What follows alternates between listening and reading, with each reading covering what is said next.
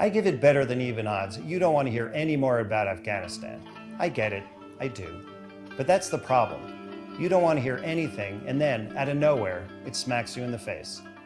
Last time I was here was 20 years ago. I'd been told about a POW camp deep in the middle of nowhere, where the Northern Alliance was holding Al-Qaeda and Taliban prisoners. The Alliance had been fighting the Taliban for years and held on to about 15% of the country. The prisoners had come from all over the world, Yemen, China, England, to join the fight against the West. My view was, if I could get from Phoenix, Arizona to Afghanistan, they could make the same trip the other way around. When we were done and made it home, it turned out nobody was too interested in Afghanistan, and I literally couldn't give the show away, never mind sell it. That was until 9/11, and then it ran on MSNBC dozens of times the next few months. Success at a terrible price. Now, 20 years later, we're back because the pressure is once again building in Afghanistan, and something is about to give. And this time, it's not about a small band of terrorists setting up shop to export death to the West. This time, it's about a universe of malevolent actors, highlighted by the big boys, major powers, armed with bad intentions and nuclear weapons, getting ready to descend on Afghanistan. As hellish as it was last time we were here, both for the people of Afghanistan and for the rest of the world, this time could be much, much worse.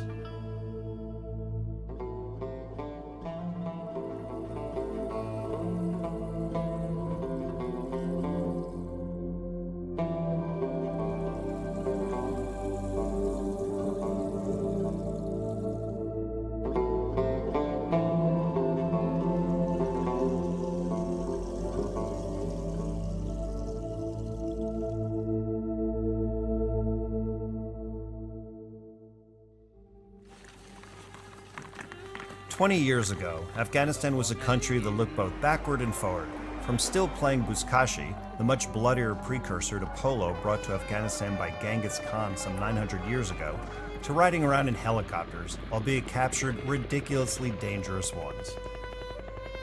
Well, I don't know what else works on this helicopter, but the window works. You definitely can get fresh air, any altitude, any time. There's our fuel tank over there, in case you're wondering. And our seatbelts are nowhere, as you'll see. But that's not so bad because it allows you to stand up really quickly and lift the entire seat up in case you feel so inclined. Yeah, that's our pilot right behind us smoking. Yes, that's his cigarette, which actually, considering he's just a few feet and getting closer every second to the fuel, you might be wondering if that's FAA approved. 20 years ago, the country was torn apart by religious fanatics who sought to impose a brutal form of Islam that predated Genghis Khan, fighting those who believed they could build something resembling a democratic society. It's not that different today. The Taliban still holding most of the countryside, the government, supported by America and other coalition nations, hunkered down in the cities. Last time around, I didn't see that many people. We were up north, in the mountains, where the people are dispersed through smaller towns and farms. This time we're in Kabul, where 8 million Afghans have crowded into the city, doubling its population in just a few years, to get away from the fighting, to find work, to start a new life, to find more freedom, to be whoever they want to be. It's October and the war is intensifying yet again. There isn't a lot of time left before the winter sets in, blanketing everything in snow and cold, and the fighting season will largely be on hold until the spring returns. That's the way it is every year. It might seem strange that a war would pause for the weather, but this is a war, part civil war, part foreign intervention, that has been in the works in one form or another for decades, and the people have learned to get on with their lives around it. It's not war like we're used to, which doesn't let up till the enemy is defeated. This is different. This is war as part of daily life, war without end. Permanent conflict is the central fact of life here, the prime mover and shaker of events. Every aspect of existence is bent to this reality. Let's start with something simple, seemingly inconsequential. Let's talk about traffic. Now, traffic is bad in a lot of places, but there's usually some attempt at order. In cities like Los Angeles or New York, there are just too many cars. Kabul is a whole other issue. It's not just a question of a lot of vehicles pushing and crowding each other. It's that apparently any attempt at organization and order has been abandoned. Traffic goes in every direction. Drivers turn around in the middle of the road, just stop and turn around. And if they have a bodyguard armed with an AK-47, and many people do, the guard jumps out and enforces the about face. Truth be told, my guys did exactly that more than once. There are hardly any traffic lights, a handful of traffic cops, no traffic signs, resulting in a high degree of confusion and danger and, far too often, a complete soul-crushing gridlock. It's an easy metaphor for the entire country, where power and privilege impose their will to the discomfort and disruption of everyone else in this lawless landscape. Go! Afghanistan is held together by spit, glue, and blood, Afghan, American, and others, and an ocean of U.S. money, more than $2 trillion, too much of it wasted, misspent, stolen, lost. Afghanistan is always the same, and it's always shifting. The front line proves that fact. It's not hard to find. Just jump in a car and drive some 30 minutes out of the city. As the city gives way to the countryside, we're entering Taliban territory. We've given up the armored SUV for a couple of old, small sedans, so as not to attract attention. So we're headed out of town to see what's going on closer to the front line, see how people live, see what the story is. We have their scarves because we want to not seem so Western, as we'll pass checkpoints, we'll pass evidently spies who will inform the Taliban. So at some point we're going to really cover up. Not quite there yet, but pretty soon. We make sure to hold our cameras low and inside the car so the light doesn't glint off the lenses and attract the attention of lookouts or snipers. The Afghan government still controls the road, at least in the daytime, but not much beyond that. The road is busy with traffic because goods need to be transported, regardless of the security situation, and both the government and the Taliban rely on these trucks. Finally, we reach a town, and the lines get even more blurred. In spite of a huge army compound just over the hill and army outposts down the road, the town has been well infiltrated by the Taliban, and the square is considered Taliban Central. We move carefully, even smearing dirt over the windows to further conceal us. A little further up the road and we're there. Those walls there, that's for the bullets because it comes from the Taliban, and that's the front line. And you see they pulled the ranger behind the walls not to be shot. It's not that impressive. No connected trenches, no massive Maginot Line structures, just a series of small outposts, each pretty much on its own, holding its ground. These outposts have been here for several years, maintaining some semblance of control, or perhaps illusion of control, in the midst of a shifting landscape. The outposts are tied to the town and the surrounding homes in a symbiotic way, as our fixer and translator Ahmed Zia Hidare explains. As I told you, there's a lot of people who work with the government or pro-government, so they cannot live under the Taliban. So they all moved to that town. You see over there, you see the houses. Those are all houses, residential area.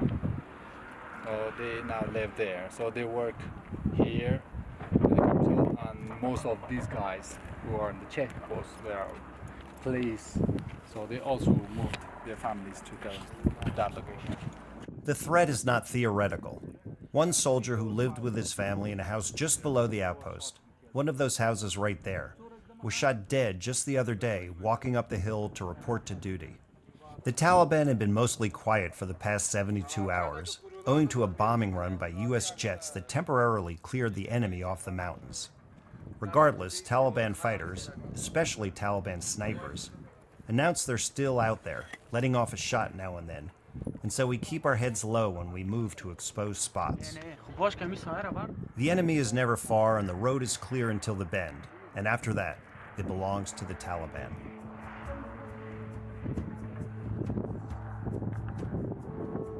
The army could push them off, but doesn't have either the resources or strategic stamina to keep them out. Maybe there's no reason either. After all, if the Taliban don't control this bend, they'll control the next. You could say there's no winning or losing, just surviving. The Afghan military and security forces are comprised of a collision of different units, from the army to the police to paramilitary forces, some better trained, better supplied, better led, many less so. These troops are police and mainly wear their own clothes, in part because of lax standards, in part to more readily blend in with the populace and not be so easily targeted. What's the situation here? فعلا وضعیت دلته څنګه دی؟ فعلا خو وضعیت خرابه ده. وضعیت خرابه ده. خو همدغه ناامني ډیره ده. طالبان اوس په زور کې دي. Could they overrun this place? نه ځای نشي نیوای. موږ تر مرګه تر څو ژوندي موږ ورسره جنګیږو. یاره ځو وظیفو ته هم ځو. او دا ډیر دا درې څلور کاله همدلته پراته یو وظیفو ته هم ځو. هر جنګ ته ځو. How often do the Taliban attack you? یعنی روزمره یا هفته کې جنګونه هم سره کېږي او هره ورځ ټاک ټوک سره کوئ؟ و څو واره جنګ کړی په موږ نه دي کامیابه سوي او نه کامیابېږي. دا دوه درې وارې په دالان د پوستو باندې ما جنګ وکړ خو ډېره کلکه ماته یې وخوړه. بله ورځ یې جنګ وکړ په 5 پوستې سره دیوالو سره طالبان پراته وو. تقریبا له پسرلي راهیسې شپږ اووه کس هم شهیدان سوي. From this year, we lost like 7 members of our friends here in the fighting. So do they usually attack during the day or at night? د ورځې عملات در باندې کړي کې شپې. دوه وارې خو د ورځې وکړله لرې په دراسکو په موږ ډاس کوي. همداسې واس نه رسېږي چې دا په موږ جبهي جنګ وکړو او نه جبهي جنګ کړی. همدغه له لرې په دراسکو کوي. Mostly they attack us on snipers from a far destination. But recently we had 2 daytime attacks, big attacks, and 1 at night. And you've been here 4 years, what do you think is going to happen? څلور کاله کې دلته یې څه فکر کوي چې څه به وشي؟ ځان توکل په خدای موږ خو ورته پراته یو تر څو ژوندي ورسره جنګېږو. We pick up an escort as we head further into Badlands. In between the danger, life can get monotonous in the hinterlands, and the men seem pretty happy to have visitors. As we head into the mountains, the armored vehicle takes up the rear position, fine for observing an attack, not so good for protecting us in our little tin cans. Regardless, we drive along the dusty road, past the walls that enclose homes and farms. The road winds up, down, and around, ending on the edge of the settlement, where a sort of fort stands, its high walls well reinforced. It's a strange-looking place, both modular and shambolic, dropped in the middle of this arid land.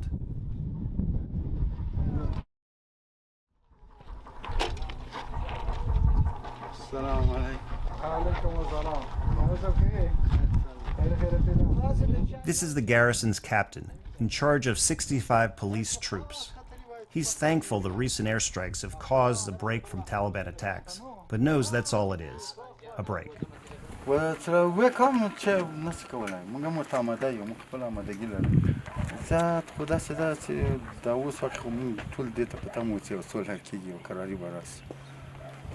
خو مهربانه دی چې څوک پکې کار کوي. لا مسله سقوط نشته سره. هغه چې کوم جنگ پروګرام نشي د نور ولایتو ارجان راټول کی و عمله وکي و هم ان شاء الله ختم شي. په دې شپو کې نو ما باندې لاره سمږي پیژن. We leave the compound for a quick patrol, but it's all quiet. A couple of the men decide to fire off a few rounds, just for fun, and to show off for visitors. Apparently, they haven't visited Arizona, where I live, and where we have more than a few guns of our own. A few miles away sits the center of Afghan government military activity in the area. A former U.S. base, now run by the Afghans, is the headquarters of a police special forces detachment, comprised of almost 1,000 soldiers. The lieutenant colonel in command has been fighting for 17 of his 37 years. He's earned a reputation for competence and fearsomeness among both friends and enemies, and, at first glance, is respected and perhaps even beloved by his troops, who are as squared away as he is. Grievously wounded by a bomb during an assassination attempt a few years ago, he walks with a pronounced limp. How do you think things are going right now? نو وضعیت خو دشمن تاروکال داری دشمن خپل کوشش کوي خو ان شاء الله ټول ولس ته موږ اطمینان ورکوو چې دشمن د هر قسم اقداماتو لپاره موږ آمادګي لرو. دشمن د دې توان هم نه لري چې یا ولایت ته سقوط ورکړي یا کوم ولسوالۍ ته سقوط ورکړي. ان شاء الله داسې تشویش نشته. Why can't they be defeated here? You have superior probably numbers and superior equipment. So why does this stalemate exist? میدونست چی گروه یانصف ده توسو وسایل یا تانکونا یا اسلحه یا لوجستیک در دښمن نه بهتره دي ولې نشي کوای چې فرضاً دوی د یعنی دوی د بین اوسي دشمن خو د عامل منفعه ځایونو نه استفاده کوي لکه د ولس کورونه شو باغ شو موږ ځان ته اجازه نه ورکوو زموږ وظیفه د ولس خدمت دی چې طالب غوندې موږ هم اقدامات وکړو بیا زموږ هغوی منځ کې فرق نه پیدا کیږي Do you think the people are on your side or on the Taliban side? ملت خو موږ سره د ملت خو دشمن سره نشته هغه خو تعاملي جبري خلکو باندې خلک ګیروګان نیسي کله چې زموږ په پوستو باندې عملیات کوي د ولس د If the order was destroy the Taliban, we want to end this war one way or the other, what would you actually do? How would you take them on? نو موږ خو فلال دفاعي حالات کې وو د زموږ د افغانستان د اسلامي جمهوریت د مسلح قواو سرعلا قماندان په هدایت باندې فعال دفاعي حالات کې یو که امر وکړي موږ دې ته آماده یو موږ د دشمن نه زموږ سلام قوي دی زموږ مورال هم قوي دی ولس هم موږ سره دی انشاءالله دا ستونزه نه لري خو چون موږ ته داسې هدایت شوی دی چې دفاعي حالات کې اوسیږي نو رئیس جمهور هدایت سره سم موږ دفاعي حالات کې یو که دشمن کوم حملات تر سره کوي موږ غاښ ماتونکی جواب ورکوو ورته Note that every officer, whether commanding a tiny outpost or a battalion, is confident about holding off the enemy and beating them in a fair fight in the field. Perhaps that would be so, except that war isn't about fighting fair, and the Taliban certainly don't play by anybody else's rules. Then again, too often, neither does our side. We say goodbye to the colonel and head back to the city. Once again, we encounter a lot of traffic, pass a lot of checkpoints, and also a lot of dubious-looking characters armed to the teeth. Once again, there are times when we have to cover up and hide our cameras.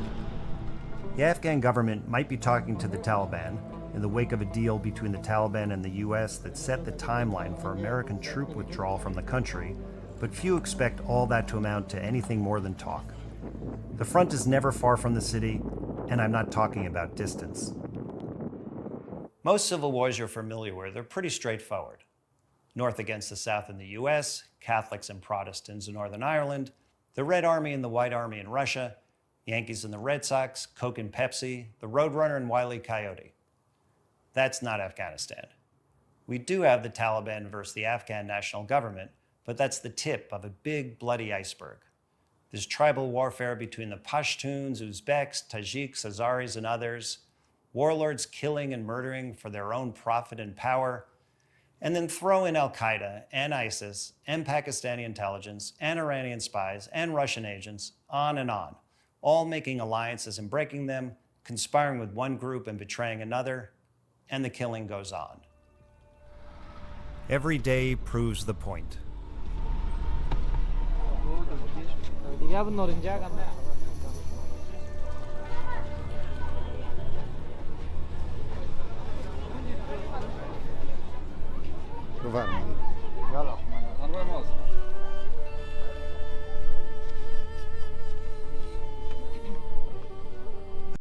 Bomber had blown himself up at a girls' school at the end of the day.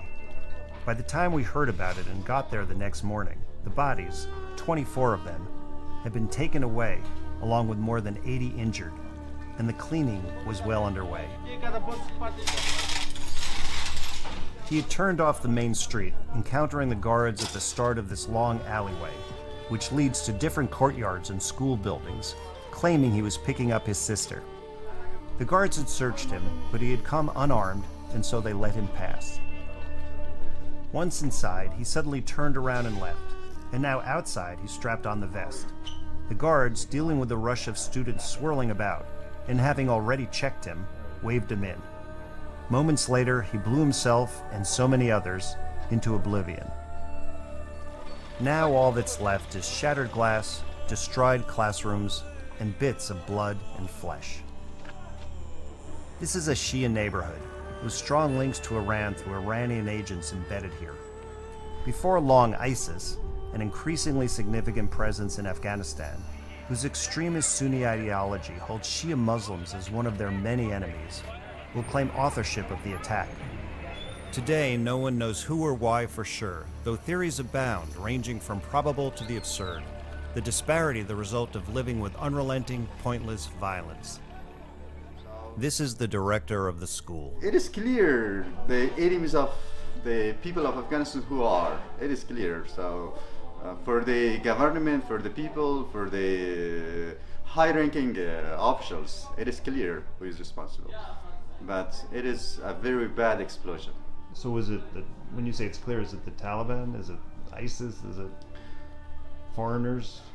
So I cannot say exactly who are they. I cannot name. So it is absolutely specific for the people, for the Afghan nations who are attacking and who are killing the Afghan nations, the Afghan tribes, the Afghan people. It is very regretful for the people. A young man blames the Afghan government. That there is many students that they are getting ready for the matriculation exam. Who do you think committed the attack? Who was the responsible? Who was responsible? It's clear that it's whom they don't want that our people improve. And the last matriculation exam, the general first position of whole Afghanistan was from this center, and that's those people that they don't want to our people improve. It is not a governmental center. Just all the students, innocent students, all of them are just 18 years old. And this man, member of the Shia Jafari sect and father of a daughter who thankfully was not hurt, let loose with his fury. دشمن بخواه که ما درس خود اعلام بتیم نمیتیم ما درس ما را ورزش ما را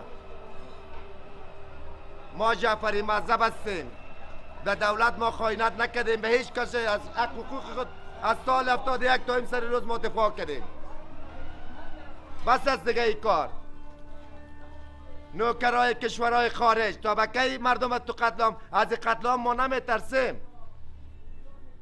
رهبر شهید ما به ایران رفته ما هم سر جان ما فدای راسته دیشب کجا بودیم مردم که اینجا دوتای گوشت مردم جمع میکرد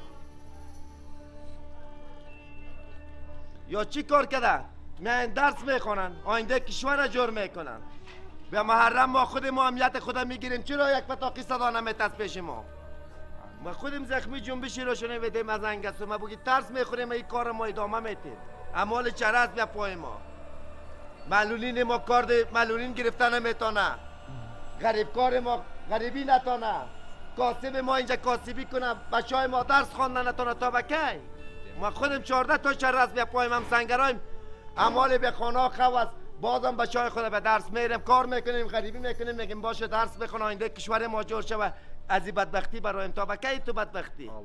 Tensions are high and it was thought best not to bring our Afghan film crew, that they'd be looked on with suspicion for reasons not entirely clear to me, so we went without them.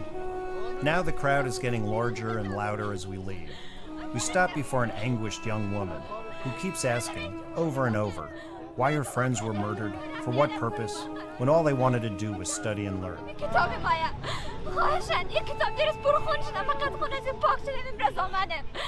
Our driver, waiting on the street, phones Ahmed to tell him we have to leave now. People are muttering that the Americans support ISIS and the Taliban, and that means the Americans are behind the bombing. The crowd's anger is quickly, dangerously spiraling, and since we're the only two Americans around, the driver says we are running out of time before we're attacked. We go. As we leave, I am struck by how normal the street seems.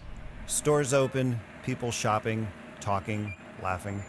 When something terrible happens back home, a mass shooting for instance, the shock and horror of the event causes everything to stop in that place, that neighborhood, for a moment to mourn. Apart from the precise destroyed location of the attack, that is not true here. Perhaps there are just too many attacks, too much tragedy. Life goes on. Existence is precarious enough in Afghanistan. People can't afford not to work, because survival for many is a day-to-day affair. So the markets are busy, the shops are open, the schools remain full. They keep the doors open. They keep practicing their trades, perfecting their crafts, Building, creating, cooking, selling, hawking, haggling, pushing, dealing, finding a way to make a little money, finding a way to keep going.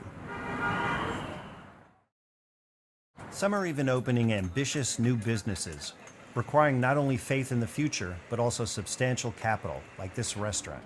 A stylish vegetarian restaurant, no less, that looks like it would fit on Manhattan's Upper West Side just as readily as on this Kabul street. Of course, that future remains uncertain, and it is entirely possible that the Taliban will one day be in charge of the city.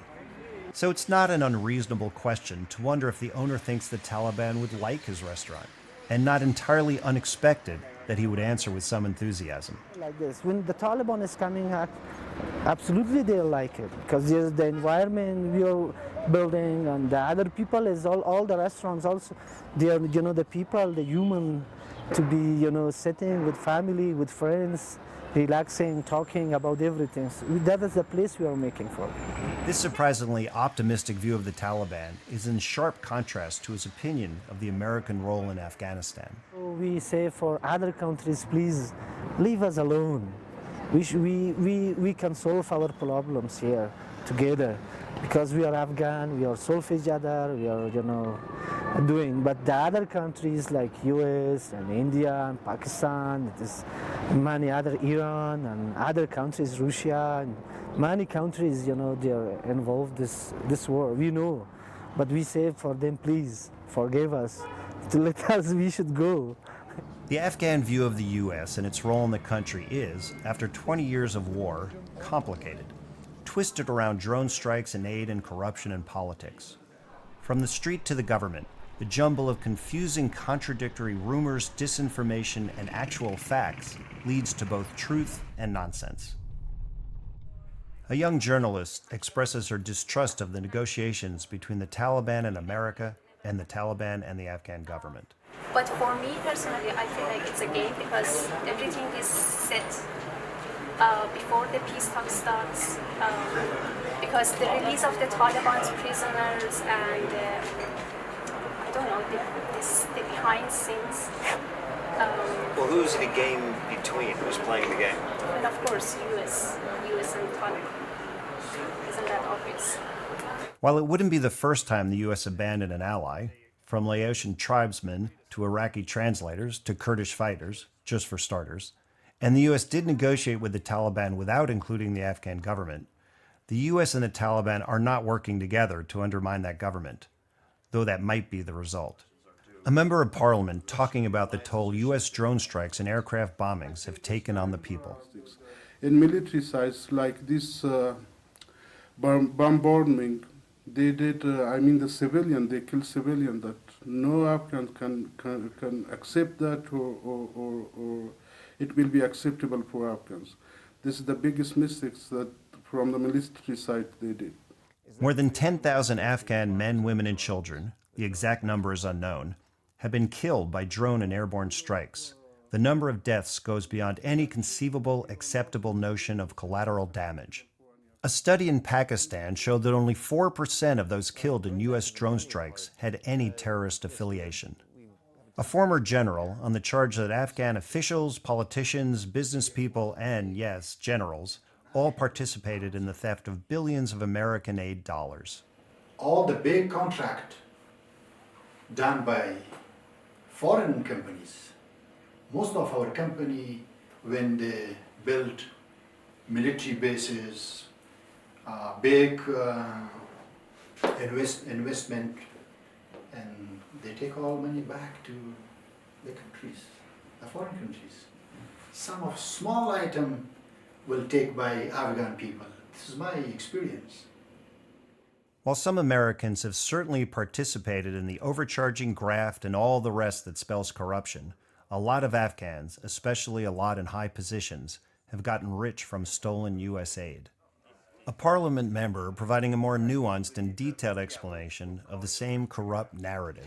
So after 20 years since 9/11 and since the U.S. has poured billions of dollars into Afghanistan, more money than we spent during the Marshall Plan, why is the situation not stable? Why isn't the economy good? Why isn't the government functioning well? all the money which international community and especially US spent it here in Afghanistan, it was like temporary something. They didn't do any fundamental work here that it should be beneficial for our future and our new generation. Well, I mean, they built schools and hospitals, and didn't they support a lot of businesses? Where are you saying the money went? Some of the money went back to outside the country, and for example, for their employee salary, for their house rent, for their insurance, for those things. And some of the money didn't spend very well because of the security situation. Sometimes when you're implementing the project in the area or province that it's under Taliban, and they're asking for their own tax and profit and those things, from each project they're taking 10% from the total cost. It's too much money. Top to bottom, it's all a mess. Between war and reconstruction over the past 2 decades, the U.S. has spent some $2.5 trillion and lost more than 2,400 soldiers. And Afghanistan remains a country which cannot hold itself together, nor hold off foreign enemies, nor survive without foreign aid. Still, somehow, for the time being at least, Afghanistan endures. We are living since 4 decades in war. And now the nation only hope is peace. If when the peace is here and we have peace, we can live good. And without peace, it's impossible to continue this situation, and it is not acceptable for our people. But I think 2 or 3 years will be just fighting between army and enemies, but slowly will be collapsed that. Is democracy important to you? اگه دموکراسی برای خود کدام ارزش داره؟ دموکراسی اگر واقعا دموکراسی باشه که ارزش برای نه تنها برای تمام مردم ارزش داره، ولی دموکراسی فقط اسم است در افغانستان. دموکراسی وجود نداره. Democracy doesn't exist in the country. In fact, it's just the name exists, but we don't really have democracy. Of course, it's important for us, but we don't have it. Is it something, do you think most Afghans would fight to preserve? فکر میکنی با خاطر دموکراسی مردم شاید مبارزه کنن، جنگ کنن؟ بله، مردم آزادی را دوست دارن، دموکراسی را دوست دارن. خصوصا مردم افغانستان به خاطر دموکراسی میلیون ها شهید دادن، تلفات دادن. ولی متاسفانه دموکراسی ما برعکس شد، به دست ما نیامد. Of course, many people lost their lives and they paid a big price for it. But unfortunately, so we see that day by day we are losing democracy. Our people like liberty, democracy, but unfortunately we see that every day it's totally going upside down. Back in the middle of the 19th century, amid the glory of the British Empire, Her Majesty's cavalry captain Arthur Connolly dubbed the contest between Great Britain and Russia to control Central Asia, including Afghanistan, the Great Game. The question for today, is it a game that matters? Does Afghanistan matter to anyone but Afghans? Does it still have the kind of strategic value that nations very far away, like the United States, should be willing to fight over? It's easy to make a case that any strip of land, anywhere in the world, possesses prime strategic value to the West, given the right or wrong scenario. Any way you slice it, some places count more than others, and we have to decide where to plant the flag and where to stay away. One thing to remember, in that first round of the Great Game, Britain was run out of Afghanistan and Russia dominated the nations of Kazakhstan, Uzbekistan, Turkmenistan, Kyrgyzstan, and Tajikistan until the Soviet Union collapsed in 1991. And what did they have to show for it? And what difference did it make all those years to the US and the West? Did anyone in Washington, anyone on Main Street, even notice? Did anyone care? You have to run a gauntlet to enter my hotel. Layer after layer after layer of gates and police, private security and soldiers. And if the bad guys should manage to get by all that, and here's something I bet you've never seen in a hotel room before. This bolt. kind of the last line of defense in case the bad guys have made their way up and they want to get in your room. That's supposed to stop them. Now, before they used explosives to get in, so maybe it wouldn't work, but it's better than nothing, I suppose.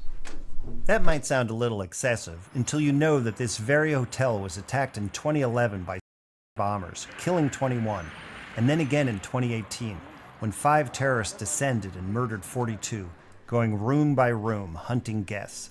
It's not just this hotel, for no place is guaranteed safe. And so, for example, you have to pass by armed men and 2 metal doors angled to minimize the impact of a bomb to enter a grocery store. Kabul at times has the feel of a besieged city, what I imagine Saigon or Carthage to have been like as the enemy closed in and the abyss appeared. Barbed wire is everywhere, ribbons of wire traversing the metropolis. But that's just the start of defenses. More imposing are the tall, thick concrete walls, guardhouses, electronics, and soldiers. Levels of protection increasing as the wealth of neighborhoods and the importance of government ministries rises, making it coldly clear where one ranks in society. Not that, in the end, any wall or camera will make a difference if the Taliban gather the strength and momentum to breach the city. Here's another way to tell where one stands on the socioeconomic ladder. This is the King's Palace, built in the 1800s, destroyed during the Civil War in 1993-94, rebuilt. Now it's a public park, as well as it has a restaurant and an event center you can rent. What's interesting about this is you see the entire sweep of the city below, and up here, all those houses, that's where the poor people live. The rich people live down there. Now, in every city I've ever been in, the rich live up high for better protection, better air, better view. But in Kabul, like so many things in Afghanistan, everything is upside down. Layla Hidre runs this drug rehab center and another. It's her passion. In her other life, she's a successful businesswoman. The centers came about because her brother was an addict and she wanted to save him. And then she decided to save others.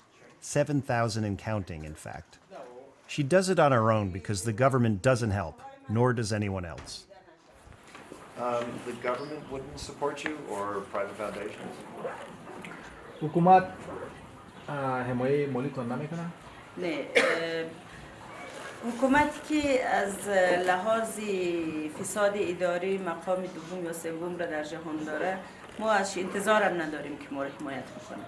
ولی ما به عنوان افراد عادی که در این جامعه هستیم با مسئولیت و وظیفه خود رو میدونیم که بیاییم یک گوشه از مشکلات از جامعه را حل بکنیم. کاری را که باید دولت انجام بده، اما خاطر اینکه درست نمیتونن انجام بدن ناگزیر مردم عادی خودشون شروع کردن به کار.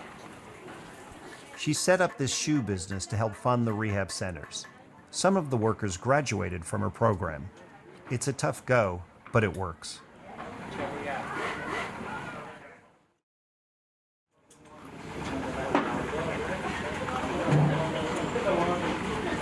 Corruption is a thread that runs through the country, taking many forms, some hidden, some right out front. A trusted source provided this list, which catalogs high-ranking government jobs for sale to the highest bidder. Those interested will shell out anywhere from $500,000 to several million, depending on how much a particular position is worth in graft and theft, with the expectation the new official will get back his investment within 6 months. Accounts of bribes being routinely dispersed via envelopes of cash to members of parliament are commonplace, though many other methods of corruption exist as well. A common racket is to start a noble-sounding nonprofit, recruit or buy thousands of names, forming an impressive voting bloc to deliver to political allies, who then have the government generously fund the nonprofit, money not only going to the top but also flowing to lieutenants to keep the operation going. The scams are endless and overlay society like a heavy blanket, stifling democracy, opportunity, and hope. This high-ranking official is a general by morning and in the afternoon runs his foundation from his Kabul office, which trains young people for jobs.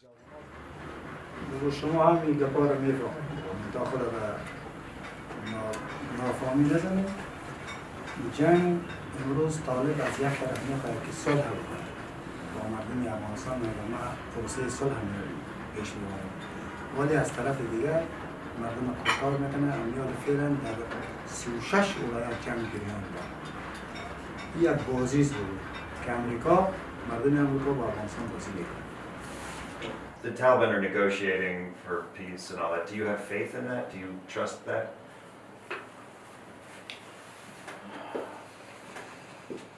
We see what happened because during this 40 year,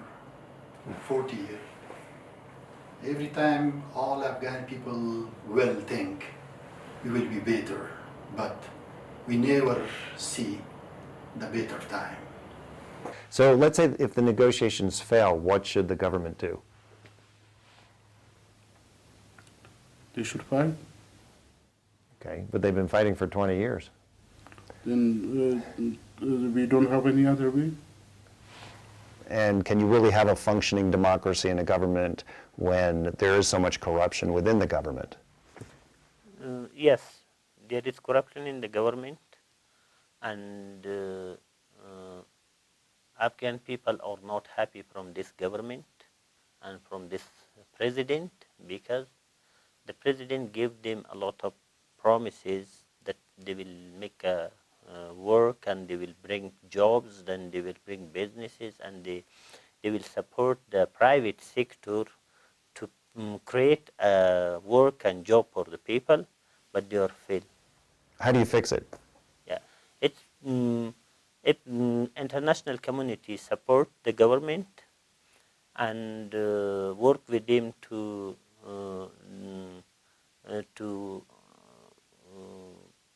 give the good service to the people and without any corruption, it's possible.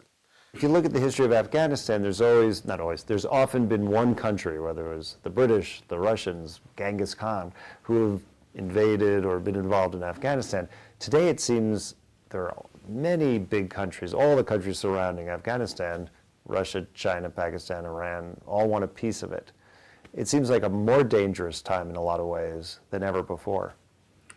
It could be more dangerous and it could be more hope because in the last, as you said, these countries were involved. Now all the world is involved. When we could, that world became on a solution for Afghanistan and they solved Afghanistan problem. That might be the crux of the matter. The world's great powers, the US, China, Russia, along with regional powers Pakistan and Iran, as well as India, halfway between regional and great power, have planted their flags in Afghanistan, some more firmly than others, aiming at mineral rights, water claims, trade routes, market access, military positioning, all of which add up to strategic value, and each of which has proved sufficient in the past for nations to fight over. از یک طرف میگه ما پروسه صلح میشیم مذاکره میکنیم و از طرف دیگه میره 30 نفر جان طفلا را زنها را میگیره در اون زمین چوبرانه در اون سراب میکنه. آیا در اسلام یک دیده شده؟ کفر بگو کار انجام نمیده عمل. Afghan army is in better situation right now, and we built our country with help of international community, especially US. But now I think after 2014, slowly will go down because our government management situation, international community support is slowly lost. We lost that. Therefore, most of our checkposts, more our HQ around the country is captured by Taliban. Aside from Pakistan, which countries are working with the Taliban? It could be several countries. We heard about Russia, and also we heard about Iran, that and maybe there is China in some parts, but I mean, Afghanistan issue is a kind of now not just belong to Afghanistan or to our neighbor countries. It belongs to the world. Continued instability in Afghanistan presents dangers from terrorists and drug traffickers to all parties.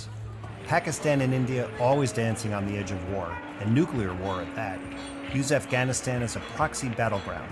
Iran and Pakistan each demand access to Afghanistan's rivers.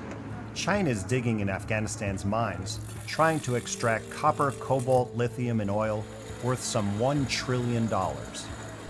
But all that and more is prelude to the heavyweight contest, a sideshow to the growing superpower struggle between China and America, being played out most dramatically, though not exclusively, in the South China Sea. In that battle, every side show suddenly becomes vital, an organic piece of the global life and death clash.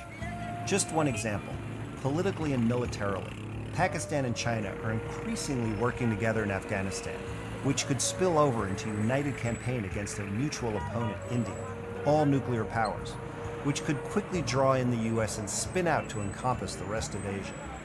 Afghanistan gives America forward air bases in the heart of Central Asia, within striking distance of China, bases that could become the focus in a military escalation between China and America over Taiwan, Pacific sailing lanes, or other hotspots. Afghanistan emerging as an accelerant to war involving the entire world. The people of Afghanistan understand that tomorrow doesn't hold much promise for a brighter day. Perhaps none grasp this better than the young, who are going to inhabit that tomorrow. Are young people optimistic for the future? What do they think their future is going to look like? The people of Afghanistan, for now situation, they really think that their future will be in trouble, in a big trouble, and it will be a big catastrophe for the future of everybody who are living in Afghanistan. This is not I am saying, this is not what I am saying, but this is the thing that everybody have. Like the US has been here, and it's because of the US that we have democracy today, we enjoy our rights, and the little safety or security that we have in your time to US people, and of course our national army. But Afghanistan as a country, I would say, failed to be autonomy. Like they failed to grow up as an autonomy country because of a large number of warlords who were fighting, who still are fighting because of power, gaining powers. And those warlords, each of them belong to a particular ethnic group, starting from Hazara people, Tajik, Pashtun, Uzbek, and many more. In between, it's just innocent people's lives lost, year by year, day by day. For example, the next moment, I'm not sure whether I'm gonna be alive. Now we are in a bad situation, in the middle of a lots of problems. Taliban, ISIS. It's all of this my idea. I'm a young person. I live in Afghanistan, but I have lots of problems. I don't have a normal life. Maybe I can't go from Kabul to Europe with bus with this stuff. Yes, tattoo or The Taliban would do what to you? What if they saw it? They would cap that. Or as he said, it's a normal thing all of the world. Yeah. But in Afghanistan, you don't have the rights of my own body to tattoo or you are infidel, you have to go. Four local rappers, each with a small following in Kabul, got together and produced a video, an impressively polished video, expressing their feelings and frustrations. Suffice to say the Taliban would not approve.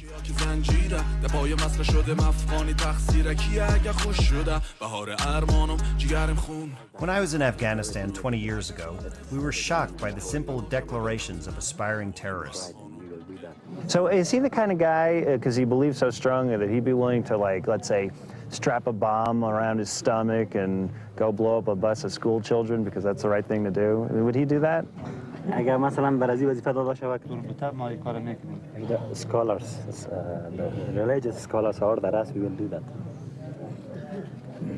Wow, that's a real showstopper. It's hard to think of what to say after that, you know? Could you tell them that I think that's like, there's nothing godly or religious or decent or human about killing children to further any belief? میگه که چیز آیا حکومت خود اعتقادات از زیاد اطفال أسألك كيف صحيح؟ صحيح؟ صحيح؟ And Islam refused to kill small children, but it orders to kill the younger. They can think about. Well, if he's such a big bad soldier, how come he got captured and he didn't die fighting? حبست وأسرت. قول مقدر الله عز وجل. دي مقدرات بودت ده قسمته ومقدرات ما نجسب. It was willing of the God which I captured him. That he threw his gun down and raised his hand and said, "Please don't shoot me." And that was the gods doing it or him? You don't have to repeat that. I think we got enough. Thanks a lot, you son of... Those pronouncements almost seem quaint today, as we have since witnessed beheadings, burnings, attacks, mass rape, mass murder, and genocide. Extremist group, more than 1,700 Iraqi soldiers were loaded onto flatbed trucks, then forced to lie face down in a shallow ditch before being executed. The world has turned over many times in 2 decades, and Afghanistan is a place of building and destruction and building again in an endless cycle. Still, as we said in the beginning, life goes on, often precariously as embodied by this motorcycle club of young men who take to busy roads to perform outrageous stunts, a dangerous form of self-expression for themselves and for all others on the road. Pointless bravado, symbolic of Afghanistan's bent for self-destruction.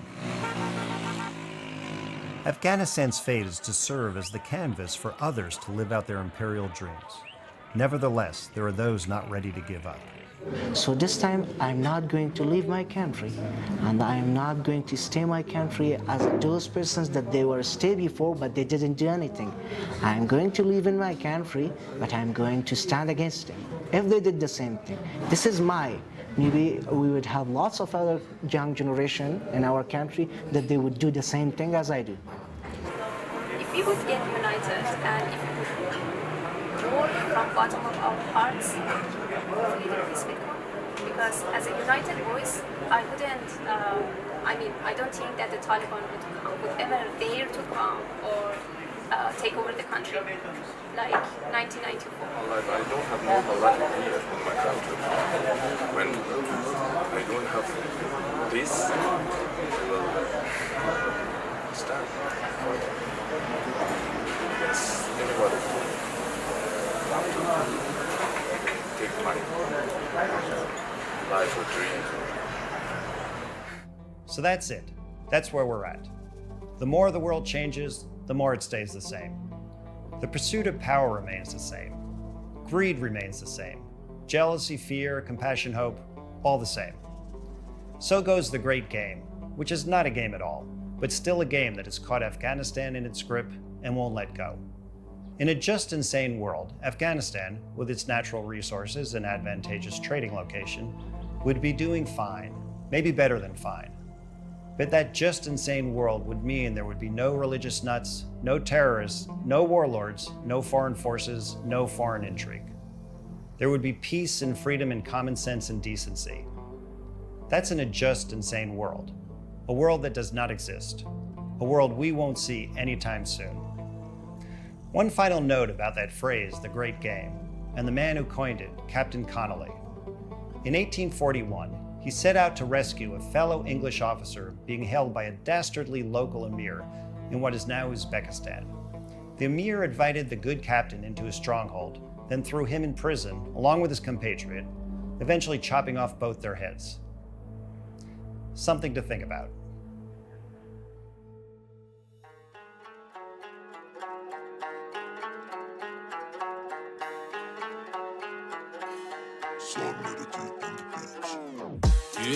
منامم چیه اجا چی میکنم کسو کارم کیه دروغ دقلی ذاتم نیه اگه خوش کردی رپ مدقاتم بیه مستون بچه روی ای سرک میخوانه از زندگی که ندارد درک چه باشه کیفم تو که برم بیتیم کلاشا که سر کنیم دم بدم با تلی چلک این استق قصه سیندرلا بکاری فیلم پرنو شهوت و استمنا خط فقر و اختلاف اجتماعی تقصیر تویه که خوشی جن شدم هم بسم الله نعوذ بالله از تو ارق ملیت دمش هم مسیر رپ ما و خط فکریت تو بوکو کت قافه یا که غیر قرآن اگه فامیدیم آنا کو بریم لا اکراه فی الدینه برسو مسکینه سلاح رپ مست کلمات مرمیمه تو بگو بره من میخواکی یا که زنجیره دپای مسخ شده مفقانی تقصیره کیه اگه خوش شده بهار ارمانم جگرم خون انار قندارم اگه ظاهرم خوشتر از دشت بگ و باشم اگم باطنن هوای پروانم مستیم صدای تو صدای مردم گردن نبودن به انتظار درد مستیم قلم سرخ و برگ کاغذی کرد در فن نوشته افتخار رفت مستیم خمار سل خمار همدلی یک ملت در پای انقلاب من کنار تو کنار هم کنار ما میشه خط کلام هیپ هاپ راه من روش بگی لاله طولی تاریخ زخمایی ماندی با خونی تاریک داخل مدت زمان زیادی نمیره یادم ولی ما دادیم شهدای بر چیزی که حال داره با اذن خدای متعالی ساختیم اتحادی و ادامت دارم متوالی نمی خاک شدیم ما متولد گپ از دفاعش باشه همون جق و تبری برای حفظشون همه تو ما چیریکی بد کنی برخورد نکنیم فیزیکی دیدی که قد کنی نالاشان در ما میریم که استوارش کنیم هوای پاک بیا از کلیگین دیلیم که در کوچای کابولینی قسم هیپ هاپ سرکار اگه از کنیم بگو کس کی درای مستاد بشه وقتی تروریست جرمش اثبات بشه ولی چندان جرمی نیست بگن خیر از اسلامشه خوب ولی مشکل موضوعی کنه نیست که جای توقع رسپان میشه مرد وقتایی که دورم بود چرت نزن صورت نمانم بگه سرت زور دیگه دیدیش میشه کور برد از آن کسی نیست که حق تو را خور زور با جنگ نمیای بیا تو بکو